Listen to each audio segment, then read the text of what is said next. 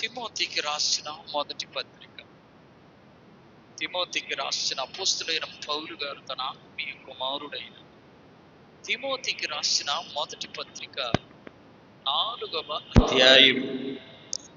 తిమోతికి రాసిన మొదటి పత్రిక 4వ అధ్యాయం 11వ వచనము నుండి నేను చదువుతాను. నాతో కలిసి అందరూ దయచేసి బిగ్గరగా చెప్పడానికి ప్రయత్నము చేయండి. తిమోతికి రాసిన మొదటి పత్రిక 4వ అధ్యాయము 11, 12 వచనం. నీ యవ్వనమును బట్టి ఎవడును నిన్ను తృణీకరించకునీయకుము.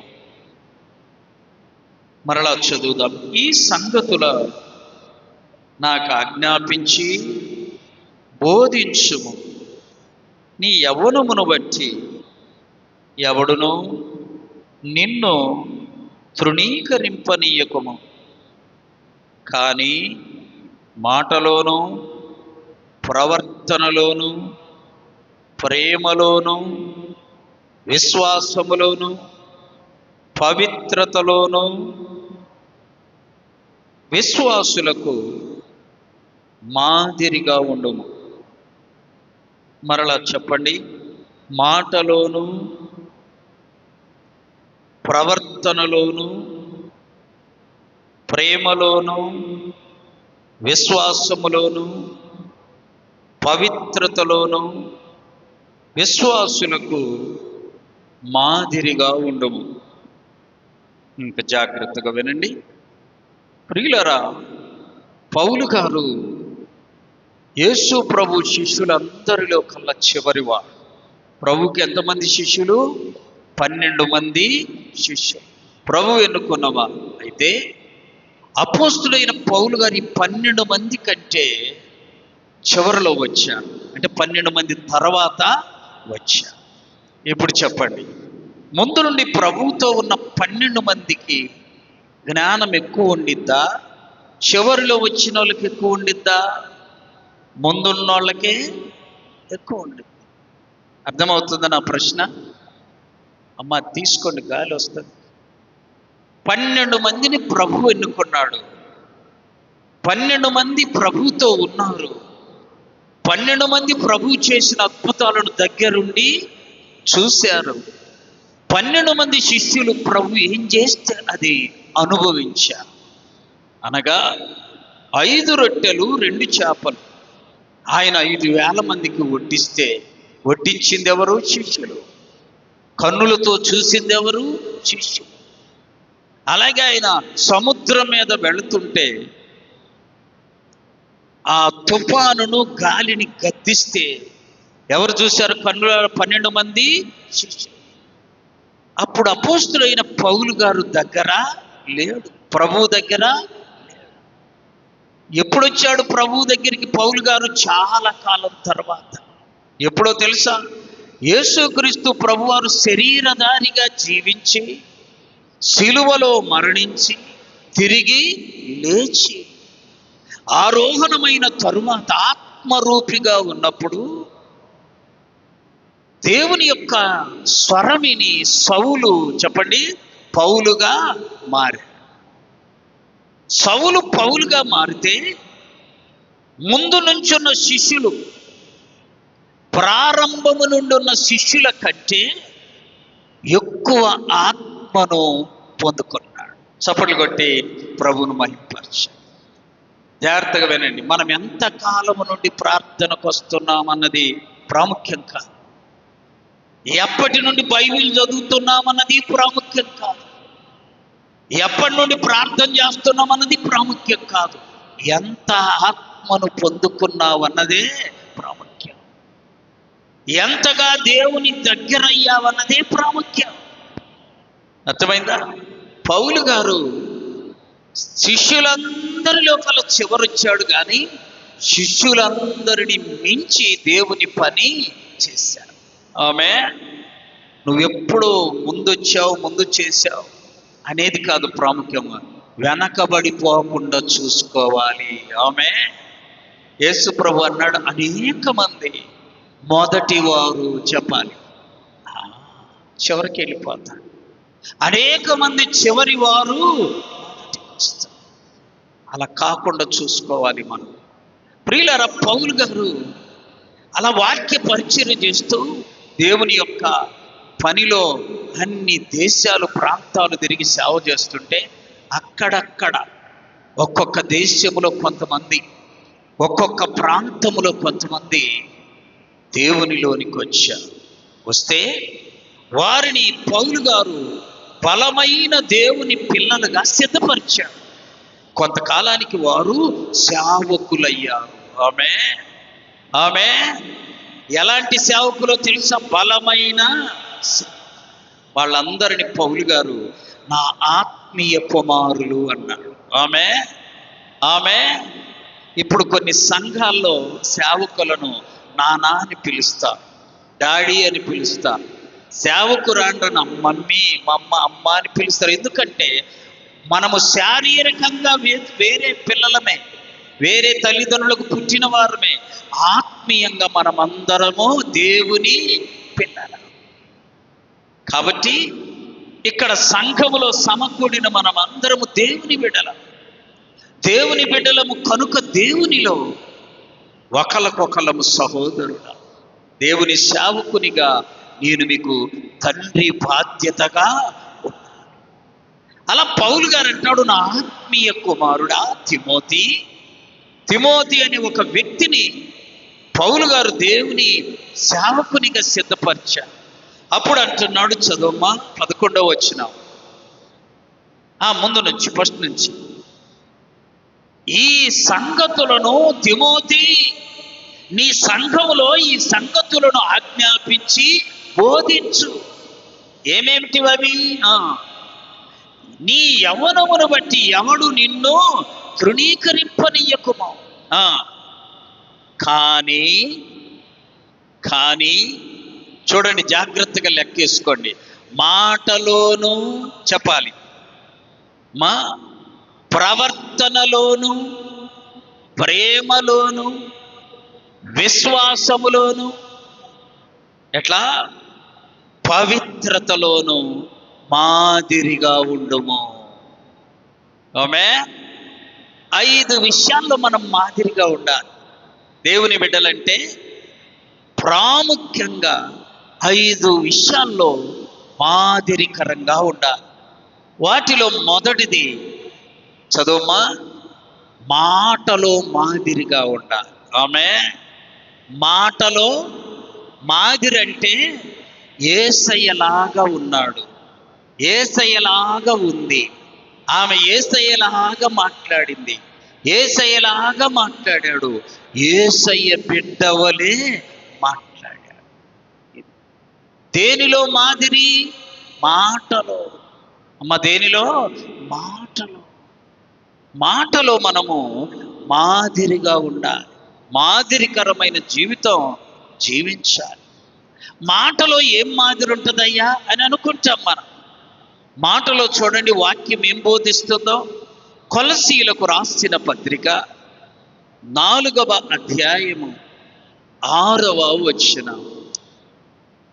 ప్రతి మనుషునికి ఎలాగు ప్రత్యుత్తరం ఇయ్యవలెనో మీరు తెలుసుకొనుటకై మీ సంభాషణ ఉప్పు వేసినట్టు ఉండాలి. ఒక కూరలో ఉప్పు లేకపోతే ఎలా ఉంటుందో, ఉప్పు వేస్తే ఎలా ఉంటుందో, నీ మాట అలా ఉండాలి.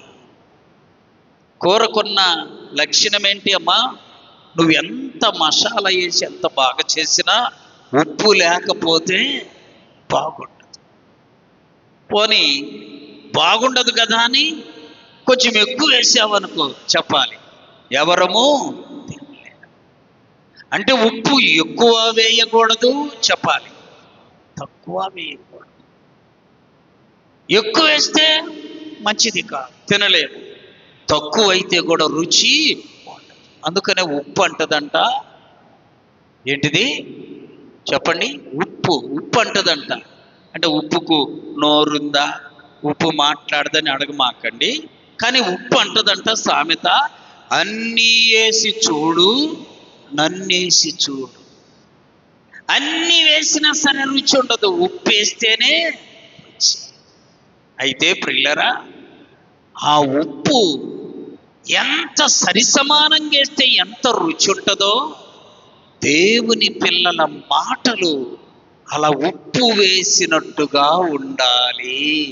ఆమె చూడండి, నీ సంభాషణ, నీ మాట ఎలా ఉండాలంట? ఉప్పులాగా. ఎలా ఉండాలమ్మా? ఉప్పు. ఉప్పు.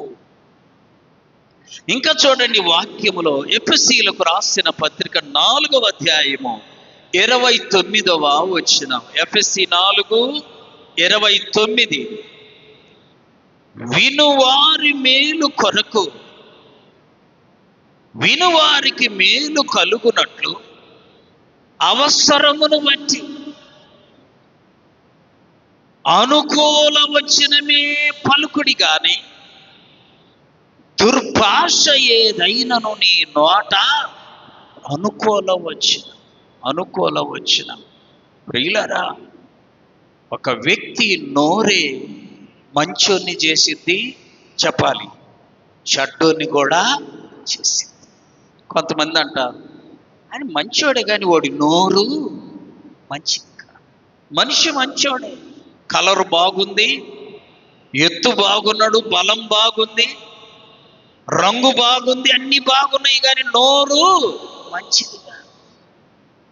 అవసరాన్ని బట్టి మాట్లాడే నోరు దేవునికి ఎంతో ఇష్టం. ఆమె కాబట్టి ఇంకా చూడండి, మత్తయి సువార్త 5వ అధ్యాయం 13వ వచనం. మీరు లోకమునకు ఉప్పై ఉన్నారు.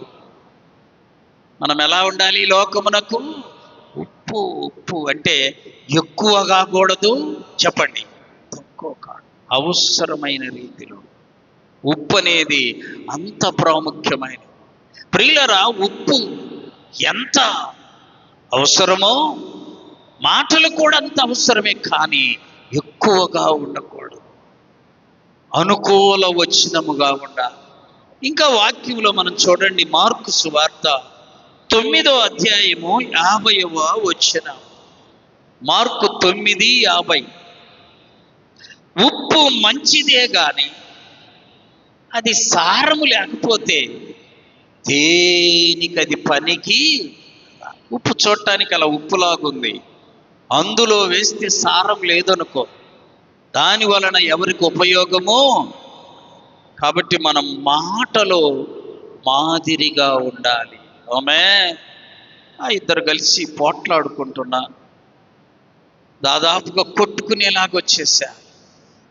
అంతలో ఒక సహోదరు వచ్చింది. అమ్మ వచ్చి, అయ్యా ఎందుకు అరుచుకుంటారు, ఎందుకు కొట్టుకోబోతారు? దేవుని పిల్లలమయ్యా మనము, దేవుని బిడ్డలమయ్యా మనం, కొట్టుకోకూడదయ్యా, పోట్లాడుకోకూడదయ్యా అని చెబుతుంది. ఇద్దరు చక్కగా వింటున్నా. ఎంతలో కాము వచ్చి నిన్న కూడా తిట్టాను, నేను విన్నాను అనేసరికి గొడవ ఏమైంది అమ్మా? పెద్దదైపోయింది. సాక్ష్యం కూడా అక్కడే ఉండే. ఆమె విన్నదంట నువ్వు తిడితే, నేను విన్నాను. ఒట్టిదే నిజమో తెలియదు. ఆ సమయంలో నువ్వు మౌనంగా ఉంటే ఎంతో మేలు, ఎంతో మేలు. కాబట్టి మన సంభాషణ ఉప్పులాగా ఉండాలి. ఆమె ఉప్పు.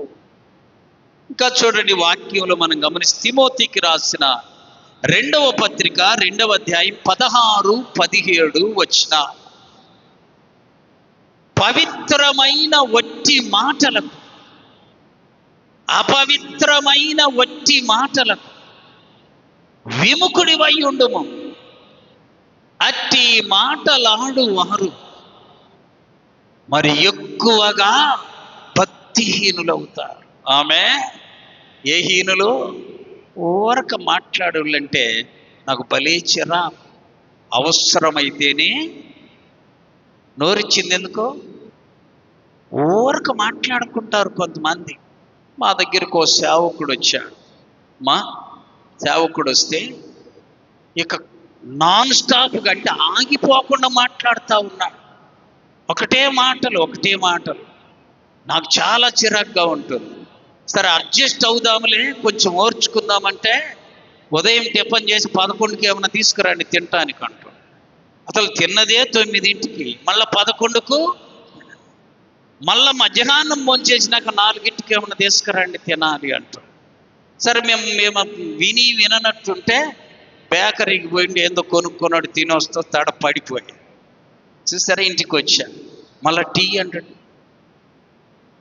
అలా అతిగా తినడం, అతిగా మాట్లాడడం దేవుని పిల్లల లక్షణము కాదండి. బైబిల్ ఏముందో తెలుసా? తిండిబోతులు, చెప్పండి, త్రాగుబోతులు దేవుని రాజ్యానికి వారసులు కాదు. చెప్పాలి. తిండిబోతులు, రెండో వాళ్ళు త్రాగుబోతులు, చెప్పమ్మా, దేవుని రాజ్యానికి. గమనించు. కాబట్టి ఊరక మాట్లాడకూడదు, అవసరమైన మేరకు మాట్లాడు. నువ్వు మాదిరిగా ఉండాలి. ఆమె ఫలానా వచ్చి మాట్లాడితే ఇంకా వినాలనిపిస్తుంది అని పేరు తెచ్చుకోవాలి. ఇంకా చెప్పండి, మాట్లాడితే వినాలనిపిస్తుంది అయ్యా. ఫలానా ఆయన మాట్లాడితే వినాలనిపిస్తుంది అయ్యా. ఫలానా మాట్లాడితే అసలు ఎందుకు నోరేసామా ఆమెలో పొద్దున్నే అనవసరంగా అనేటట్టు రాకూడదు. మాటలు ఎలా ఉండాలి? మనము మాదిరిగా ఉండాలి. ఆమె మాటలు మాదిరి. కొంతమంది మౌనంగా ఉంటారు. ఏదన్నా అవసరం వచ్చినప్పుడు మాత్రమే మాట్లాడతారు. చాలా ప్రాముఖ్యం. రెండవ మాదిరి చూడండి, దేవుని యొక్క పరిశుద్ధ గ్రంథంలో రాయబడిన రెండవ మాట. మొదటి మాట మాటలోను, రెండవది ప్రవర్తనలో మనం మాదిరిగా ఉండాలి. అంటే నిన్ను చూసి ఇంకొకళ్ళు ఆ మార్గములోనికి రావాలి. మాదిరి. చూడండి ప్రియులారా, ప్రసంగి గ్రంథం 5వ అధ్యాయం 1వ వచనం. ప్రసంగి 5:1.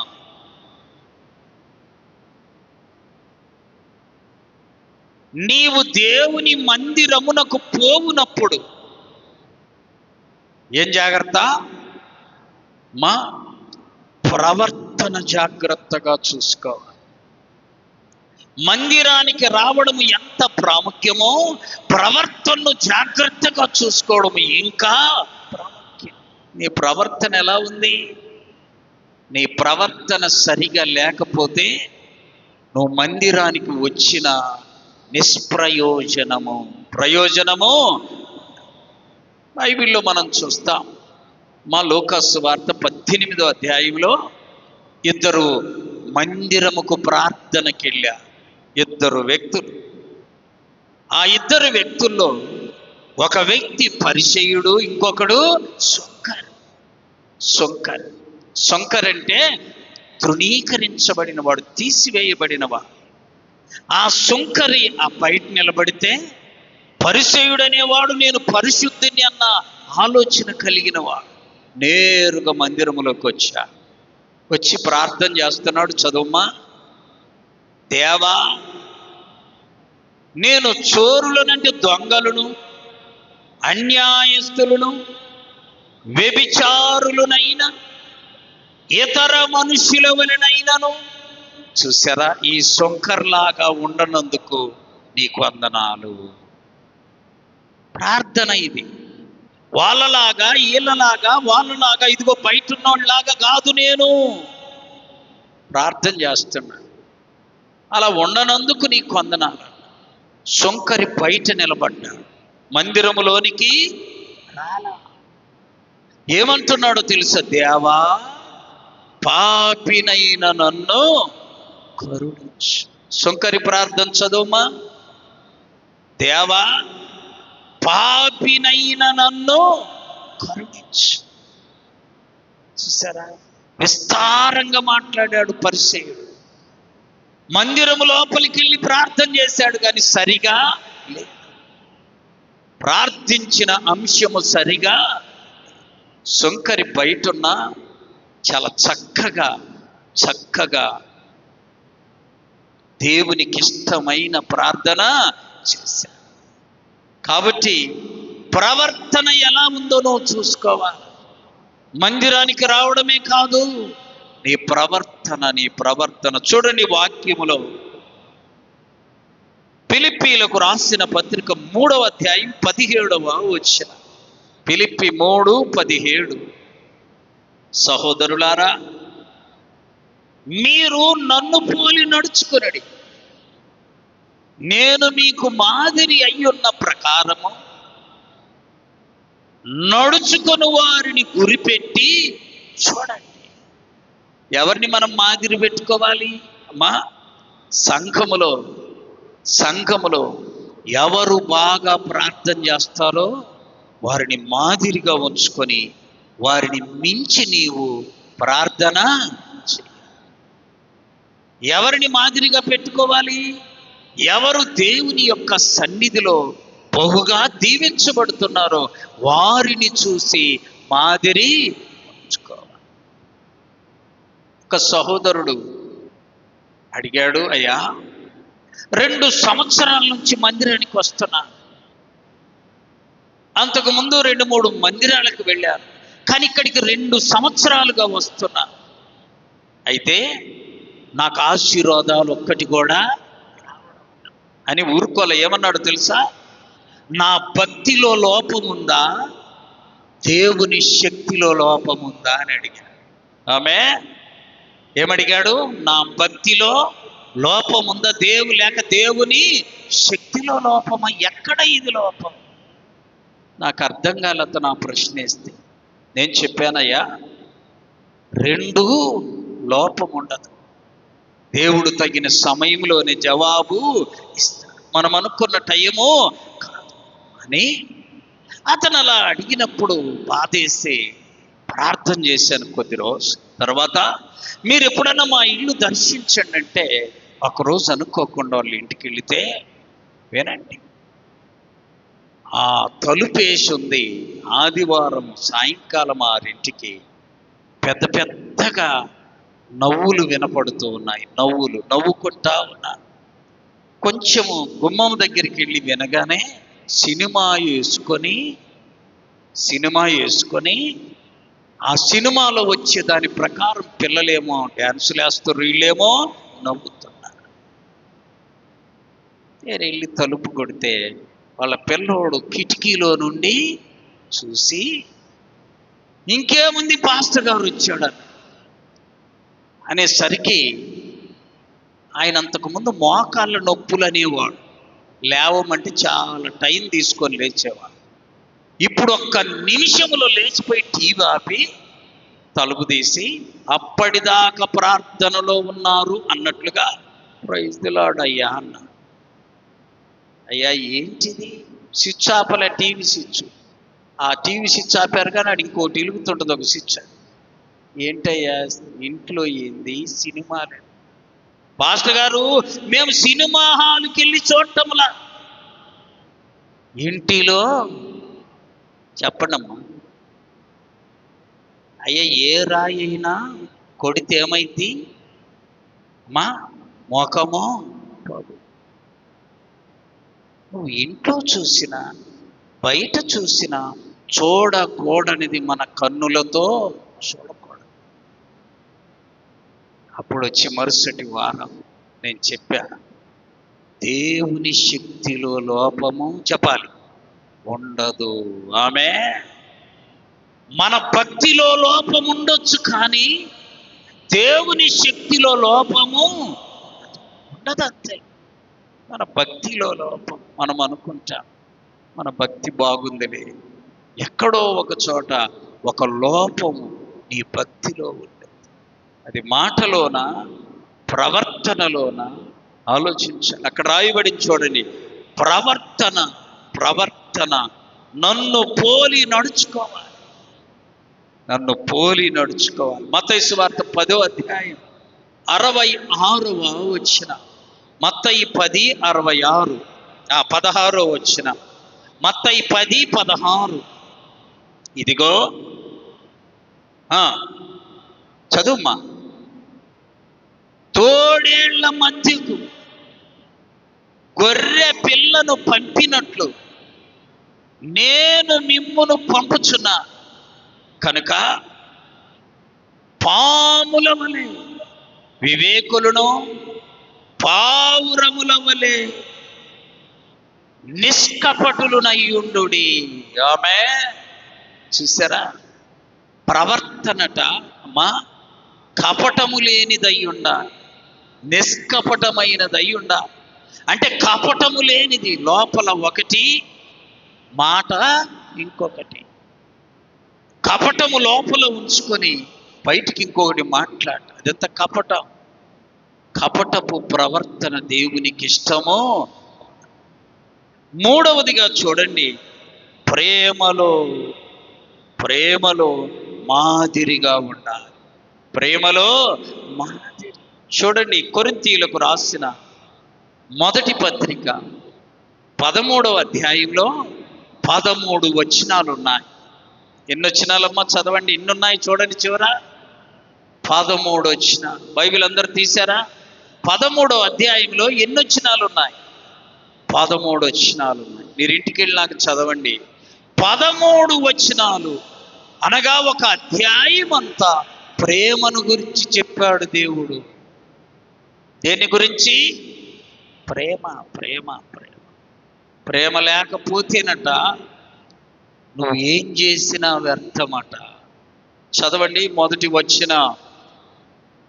మనుష్యుల భాషలతోనైనను దేవదూతల భాషలతోనైనను నేను మాట్లాడినను ప్రేమ లేని వాడనైతే మ్రోగెడు కంచును గనగనలాడు తాళమునై ఉందును.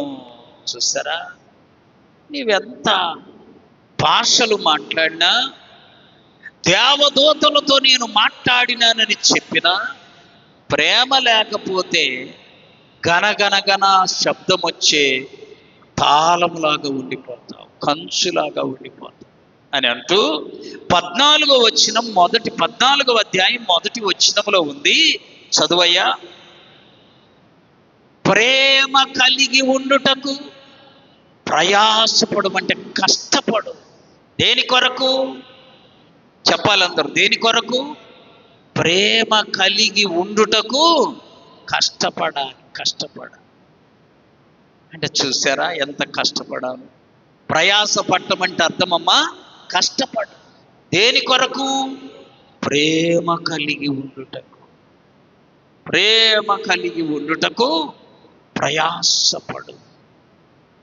దైవజనులు బిల్లీ గ్రహం గారి గురించి నేను ఈరోజు ఒక పుస్తకం చదువుతూ ఉంటే అందులో ఆయన సాక్ష్యములు ఒక మాట నన్ను కదిలించి, ఏంటో తెలుసా? ఏదైనా ఆయన ఒక పని కావాలని అనుకున్నప్పుడు ప్రార్థన చేసేవాడంట. చిన్నప్పటి నుండి కూడా ఆయనకున్న మంచి అలవాటు. ప్రార్థన చేస్తే దేవుడు చెయ్యి అని అంటే చేసేవాడంట, వద్దు అని అంటే ఆగిపోయాడు. పలాని కోర్సులో నేను చదవాలని చేరాలనుకుంటున్నాను ప్రభు అంటే ఆ కోర్సు వద్దు, ఆగిపోయేవాడంట. మరలా ప్రార్థన చేసి పలాని కోర్సులో చేరమంటేనే చేరేవాడంట. ఇలా చదువు అయిపోయింది. మంచి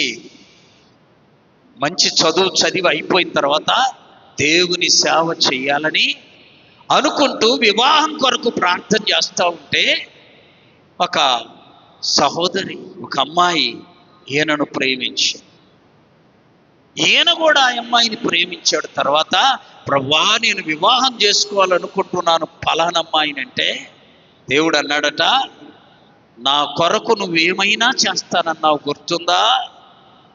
గుర్తుందయ్యా. ఇప్పుడు మరి ఏమైనా చేస్తావు? ఏమైనా ఆ అమ్మాయిని నువ్వు చేసుకోవద్దు. చూసారా, మరి ఎలా అయ్యా? ఆ అమ్మాయి కుదరదు, నీకు వీలు కాదు అని చెప్పిన తర్వాత మరల మరి ఈయన అడిగాడంట ప్రభునయ్యా, మరి నేను చేసుకోకపోతే ఆ అమ్మాయి చనిపోతానంటుందా అమ్మాయి? ఎలా? నువ్వు వెళ్ళి చెప్పు, నేను నిన్ను చేసుకోవాలని ఆశపడుతున్నా, నాకు నీ మీద ప్రేమ ఉంది, కానీ దేవుని చిత్తము కాదని చెప్పమన్నాడు. వెళ్ళి చెప్పగానే ఈయనను ప్రేమించిందంటే ఆమె కూడా ఎంతో భక్తిపరురాలు అయ్యట. అన్నదట, దేవుని చిత్తం కాకపోతే నేను కూడా నిన్ను చేసుకో. 3 సంవత్సరాలు ప్రార్థన చేశాడట. దేవుడు ఒక అమ్మాయిని చూపిస్తే చేసుకున్నాడు. అమ్మాయి రోజుకు 22 గంటలు ప్రార్థన చేస్తాడు. చప్పట్లు కొట్టి ప్రభువును మహిమపరచు. ఎన్ని గంటలు?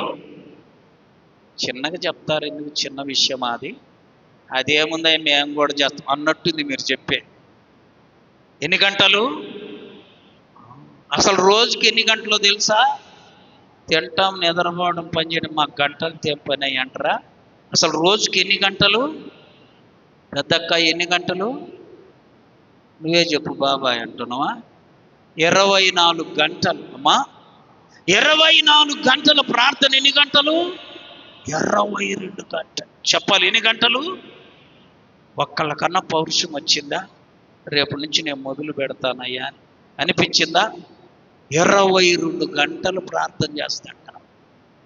22 గంటలు ఆమె ప్రార్థన చేస్తే ఈయన 186 దేశాలు తిరిగి సేవ చేశాడు. ఆమె చూసారా? అప్పుడు ఒక సాక్ష్యములో ఒక చోట సాక్ష్యం చెబుతున్నాడట, నేను ఇంత సేవ చేయడానికి, ఇన్ని దేశాలు తిరగడానికి నా శక్తి, నా భక్తి సగమైతే మిగిలిన సగం నా భార్యది. చూసారా అమ్మా? 24 గంటల్లో మరి ఈ కొన్ని పనులు ఉన్నాయి మనం చేయాల్సినవి. ఎవడు వద్దన్నా కాదన్నా, ఎవరైనా సచ్చినా బ్రతికినా కొన్ని పనులు ఉన్నాయి మనం చేసేవి. ఏమేంటి అయ్యి? ముఖం గడగాల కదా, అదే ముందులంటారా? తిండి తినాల, అదే ముందులంటారా? స్నానం చేయాలి, అదే ముందులంటారా? ఇట్లాంటి ప్రాముఖ్యంగా చేయాల్సినవి ఉన్నాయి. ఇంకా ప్రాముఖ్యంగా నిద్ర చెప్పాలి, నిద్రపోవాలి. మరి నిద్రపోయేది ఎప్పుడు? ఆమె 2 గంటల్లో. తిండి తినేది ఎప్పుడు? ఎంత అద్భుతం అండి! ఆ భాగం చదువుతుంటే ఆమె ఆ భర్తకు కిరీటము భక్తిలో, చప్పట్లు కొట్టి ప్రభువును మహిమపరచు. భక్తిలో ఎలా అంటామా? ఎందుకు తులియటం అంటారు అందరు. ఏంటిది? కిరీటం అమ్మా. భక్తిలో కిరీటం, భక్తిలో కిరీటం. ఏదన్నా దేశం వెళ్ళి అక్కడ స్టేజ్ ఎక్కుతుంటే అప్పుడు ఈమెకు ఫోన్ చేస్తే ఈమె చెబుద్దట, నువ్వు అక్కడ స్టేజ్ ఎక్కు, నిన్ను దేవుడు ఆడుకునేటట్టు నేను ఇక్కడ ప్రార్థన. బా ఎంత ధన్యుడండి, ఎంత ధన్యురా! 22 గంటలు చెప్పాలి. ఎవరికుందా భార్య? కనుకనే ఆయన 186 దేశాలు తిరిగి సేవ చేసి 2 కోట్ల కంటే ఎక్కువ మందికి మా సువార్తను ప్రకటించారు. ఎంత అద్భుతం, ఎంత అద్భుతం! చూసారా? ప్రవర్తన చాలా ప్రాముఖ్యమైన. 3వది ప్రేమ చాలా ప్రాముఖ్యమైన. అదే ఆయన కోరుకున్న అమ్మాయిని చేసుకొని ఉంటే ఇన్ని గంటలు ప్రార్థన చేసేది కాదు. ఆయన ప్రతి నిత్యం, ప్రతి క్షణం తన జోబిలో ఆమె ఫోటో పెట్టుకునేవాడంట. చప్పట్లు కొట్టి ప్రభువును మహిమపరచు. ఈమె ప్రతి నిత్యం బైబిల్లో ఆయన ఫోటో ఉంచుకునేదంట. చూసారా? అది ప్రేమ. గోడల మీద రాసేది ప్రేమ కాదు. పిల్లరా, అద్భుతమైన పరిచర్యలో ఆమె పాలిభాగస్తురాలై. చూడండి, 4వది విశ్వాసములోను. మాదిరి ఏ విషయాలు? మాటలోను, ప్రవర్తనలోను, ప్రేమలోను. 4వది హెబ్రీయులకు రాసిన పత్రిక 11వ అధ్యాయము 6వ వచనం. విశ్వాసము లేకుండా దేవునికి ఇష్టుడై ఉండుట అసాధ్యం. సాధ్యము అంటే దేవునికి ఇష్టుడై ఉండాలంటే ఏముండాలి? విశ్వాసం ఉండాలి. విశ్వాసము లేకపోతే అసలు నువ్వు దేవునికి ఇష్టుడివే. ఈ వాక్యం వినిందంట ఒక అమ్మాయి, చిన్న పాప. ఈ వాక్యం విని మా ఇంటికి వెళ్ళి మరలా రెండో రోజు ప్రార్థనకు బయలుదేరగానే కొంచెం మబ్బులు పడినాయి అంట. ఏంటి? మబ్బులు పడితే వాళ్ళ తాత అంట గొడుగు ఎత్తుకుతా ఉన్నాడు. ఎతికి గొడుగు పట్టుకొని ఈ అమ్మాయిని ప్రార్థనకి వెళ్దామని పట్టుకొస్తుంటే అమ్మాయి అన్నదంట, తాత ఏంటిది సంకలో గొడుగు? ఎందుకు గొడుగు? వర్షము వచ్చిద్దేమో. మనం రాత్రి అన్న వాక్యం ఏంటిది? విశ్వాసము లేకపోతే దేవునికి ఇష్టుడై ఉండుట. నీకు విశ్వాసము లేదు తాత. యేసయ్య మాటలు వినటానికి వెళ్తుంటే నువ్వేమంటున్నావు? విశ్వాసము లేదు. విశ్వాసము లేకపోతే నీ జీవితంలో ఒక్క కార్యాన్ని కూడా నీవు చూడలేవు. ఆమేన్. అందుకని విశ్వాసం చాలా ప్రాముఖ్యమైనది. ఈ బైబిల్ అంతటిలో ఆ మాట వ్రాయబడింది ఆ ఒక్క చోటే. దేవునికి ఇష్టుడివి కావాలంటే ఏముండాలి? విశ్వాసం. వాక్యము చూడండి, 11వ అధ్యాయము హెబ్రీ 1వ వచనం. విశ్వాసం అనునది నిరీక్షింపబడు వాటి యొక్క నిజస్వరూపమును, కనబడని ఉన్నవి అనుటకు రుజువు.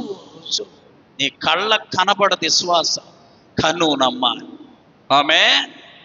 అది కంటికి కనబడని దానిని విశ్వసించాలి. అలా విశ్వసిస్తే నీకు విశ్వాసం అన్నట్లు. ఒక అబ్బాయికి ఒక్క చెయ్యి ఉందంట. సహజంగా మనిషికి ఎన్ని చేతులు? ఒక్క చెయ్యే ఉంది. ఆయనకి 2 చేతులు లేవు. ఇతను ఒక మంచి బాస్కెట్ బాల్లో బాగా ప్రాక్టీస్ చేశాడు.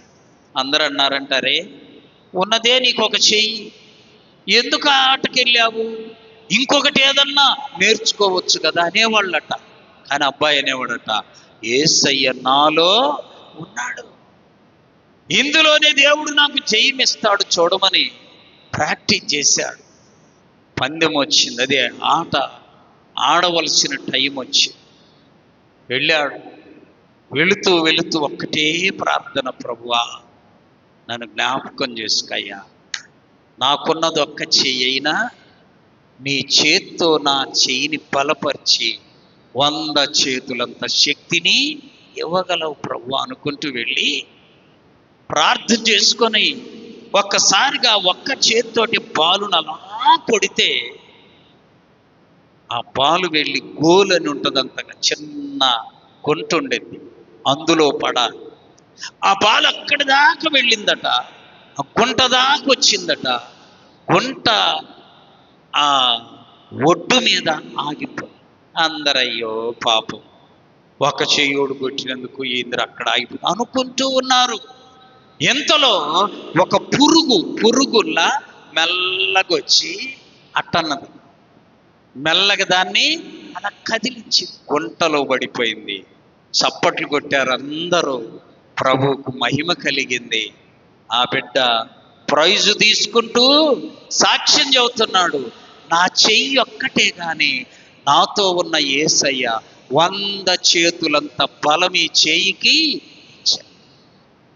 ఆ సమయంలో పురుగు రావటం ఏంటి, ఆ బాలును కొంచెం అలా కదిలించి. ప్రియులారా, విశ్వాసం అనేది అది నీ శక్తికి మించిన కార్యాన్ని దేవుడు నీ జీవితంలో చేస్తాడు. అది విశ్వాసం. 5వదిగా చూడండి, దేవుని యొక్క పరిశుద్ధ గ్రంథంలో పవిత్రతలో, దేంట్లో మాదిరి? పవిత్రత. చూడండి దేవుని యొక్క పరిశుద్ధ గ్రంథం లేవియా కాండము 11వ అధ్యాయము 44వ వచనం. లేవియా కాండము 11:44. నేను మీ దేవుడనైన యెహోవా, నేను పరిశుద్ధుడను గనుక మీరు కూడా ఏం చేయాలి? పరిశుద్ధులు. ప్రియులారా, మన దేవుడు పరిశుద్ధుడు. మన దేవుని మాటలు కలిగిన ఈ గ్రంథము, గట్టిగా చెప్పాలి, ఈ గ్రంథం పేరేంటి? పరిశుద్ధ. కాబట్టి ఆయన బిడ్డలమైన మనము పరిశుద్ధులముగా ఉండాలి. పేతురు రాసిన మొదటి పత్రిక 1వ అధ్యాయం 14, 15, 16 వచ్చిన 14, 15, 16 వచ్చిన నేను పరిశుద్ధుడనై ఉన్నాను కనుక మీరు కూడా ఎలా ఉండాలి? పరిశుద్ధులుగా ఉండాలి. సమస్త ప్రవర్తన యందు పరిశుద్ధి. కాబట్టి మనము మాదిరిగా జీవించడం చాలా ప్రాముఖ్యం. ఏ ఏ విషయాల్లో మాదిరో మనం ఇక్కడ చూసుకున్నాం. మొదటిది చెప్పండి, మాటలోను. రెండవది ప్రవర్తనలోను. మూడవది ప్రేమలోను. నాలుగవది విశ్వాసములోను. ఐదవది పవిత్రత. ఈ 5 విషయాల్లో నువ్వు మాదిరిగా ఉంటే ప్రభు నీ ప్రక్కనొచ్చి కూర్చొని నిన్ను బలపరుచునుగాక. మోకరించండి, ప్రార్థన చేసుకుందాం.